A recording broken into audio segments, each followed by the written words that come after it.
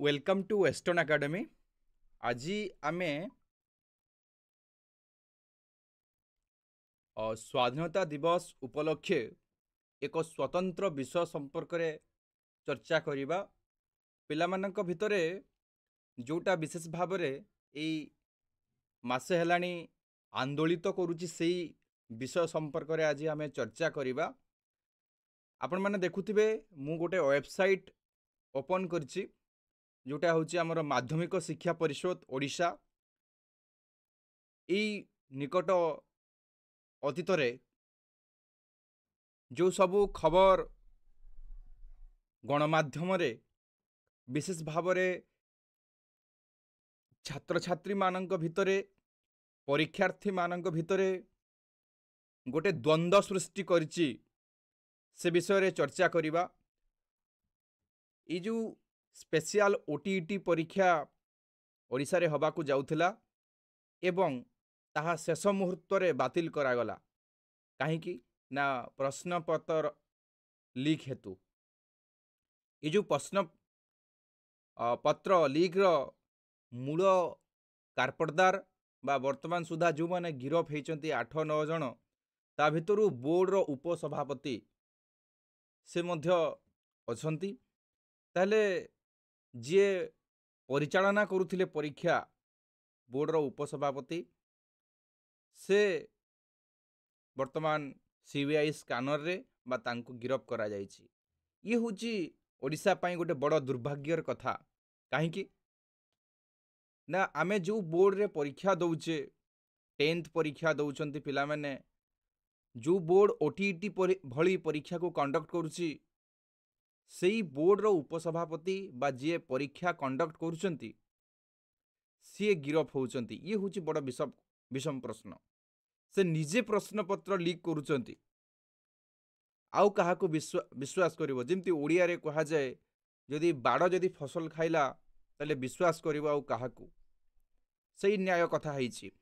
तो आजिर चर्चा जोटा होउची जे ओडिशा रे एमती आउ केतोटी बोर्ड अछि जेमती हमर state selection board, Odisha public selection board बा आमे ओपीएससी जहाँ कहूँ ओडिशा पब्लिक सर्विस काउंसिल, तापरे आमर रही ओडिशा सबऑर्डिनेट स्टाफ सिलेक्शन, तापरे एमती केतोटी बोर्ड रही जो बोर्ड द्वारा आमे निजुक्ति मध्य पाउछे।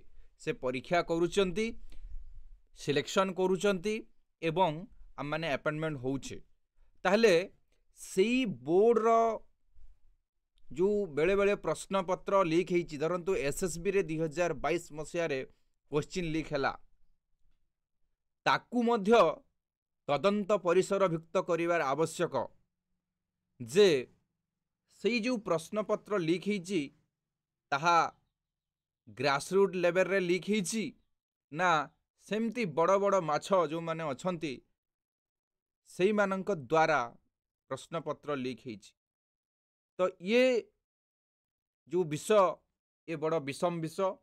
तेणुकरी आमे सरकार को पिलामानंक कमेंट माध्यम रे बहुत पिला कमेंट कले ए विषय रे वीडियो करिया पई चर्चा करिया पई जे आमे जो बोर्ड रे परीक्षा दउचु से बोर्ड रो सभापति उपसभापति जहाको एग्जामिनेशन कंट्रोलर एमाने सचोट तो एमानंक द्वारा कोनोसी दुर्नीति होउनी तो जहा फल रे हजार हजार चाकरी आशायी मानकर भविष्य जो माने सचोटतार सह पाठ पढ़ुचंती से मानकर भविष्य पानी रे भासी जाउनी तो ए सबू असमाहित प्रश्न भितरे वर्तमान छात्र समाज।